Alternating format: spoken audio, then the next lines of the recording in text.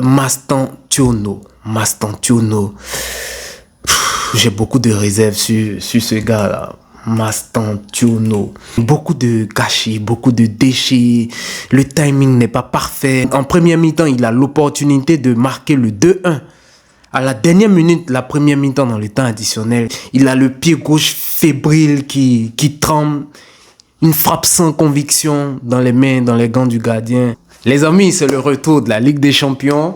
Aujourd'hui, on a eu le match du Real contre Marseille au Santiago Bernabéu. Un match avec beaucoup de tumultude. La semaine dernière, je vous ai dit, est-ce que vous vous rendez compte de la chance qu'on a d'avoir Kylian Mbappé? J'ai l'impression que dans l'équipe, c'est le joueur qui a le plus faim. C'est le joueur qui a le plus envie de prouver. C'est le joueur qui se donne à 100%, 200%, 300%, 1000%. J'ai cette impression-là que c'est le joueur qui fait les efforts sur lui-même et que c'est par lui que tout peut passer. C'est vrai que il me rappelle Cristiano.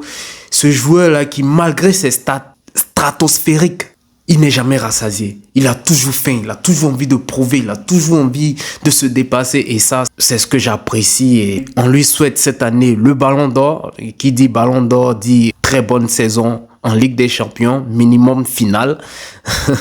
Donc voilà, c'est une chance qu'on a d'avoir Kylian Mbappé. Maintenant, revenons à ce match Real Madrid-Marseille. C'est un match avec beaucoup de hauts et de bas. Au début du match, fait marquant, on a Trent Alexander-Arnold qui est sorti sur blessure, on suppose, remplacé par le capitaine Dani Carvajal. On a un Real Madrid en première mi-temps qui maîtrise son sujet, qui domine, qui pousse, mais qui n'arrive pas à trouver la faille, à trouver le chemin défilé. Mastantuono. J'ai beaucoup de réserves sur ce gars-là. Mastantuono. Beaucoup de réserves parce que le mec, tu sens que le mec, il a un talent, il est talentueux, il peut apporter beaucoup sur le côté droit, mais beaucoup de gâchis, beaucoup de déchets, le timing n'est pas parfait. Et en première mi-temps, il a l'opportunité de marquer le 2-1. À la dernière minute, la première mi-temps dans le temps additionnel, il a le pied gauche fébrile qui tremble. Une frappe sans conviction dans les mains, dans les gants du gardien. Franchement, beaucoup de déchets. C'est un peu décevant. Pour ce qui est attendu de lui, il est un peu décevant. Faut le dire en face, faut le dire. Il faut dire la vérité.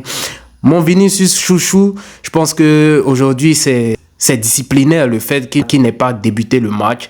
C'est pas une question de blessure ni quoi que ce soit, mais le match passé en Liga n'a pas été fameux de la part de Vinicius. Ça a été un match catastrophique, on l'a débriefé ensemble.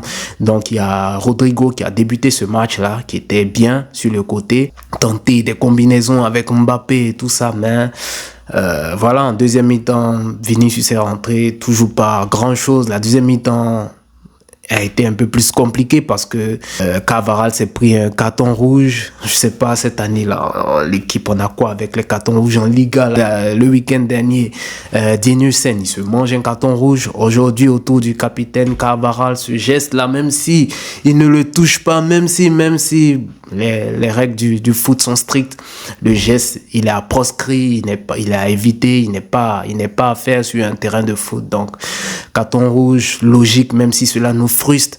Penalty, premier penalty causé par Rodrigo, deuxième penalty causé par Vinicius, penalty transformé également par Kylian Mbappé. Donc victoire du Real 2-1 qui était mené, je rappelle, 1-0 par Marseille. C'est dans notre ADN d'être en difficulté face au club français. Je ne sais pas si vous vous souvenez à l'époque, Lyon de Benzema, de Juninho, ils nous ont éliminés en Ligue des Champions. L'année dernière, ça a été un peu comme ça le match. On a perdu le premier match face à Lille. Récemment, en Coupe du Monde des clubs, on s'est mangé 4-0 contre le PSG. Le PSG, par contre, on a l'habitude de les taper. Mais bon, cette année, on a eu droit à un PSG super saiyan, comme on le dit. Donc, il défonçait tout sur les passages et il fallait pas être sur le chemin du PSG cette année-là. Voilà pourquoi on s'est mangé 4 buts. Voilà, mais voilà, il faut relater ce fait-là que le Real est rencontre beaucoup de difficultés face au club français. J'ignore pourquoi, mais c'est ainsi. Le plus important, la victoire au rendez-vous. Donc, 2-1. Il y a encore beaucoup de marge d'évolution pour l'équipe de Xavi Alonso. Tout n'est pas encore rodé, tout n'est pas encore au bon fixe. L'équipe est encore en reconstruction, l'équipe se cherche, Vinicius, Rodrigo, Xavi cherche toujours son équipe type.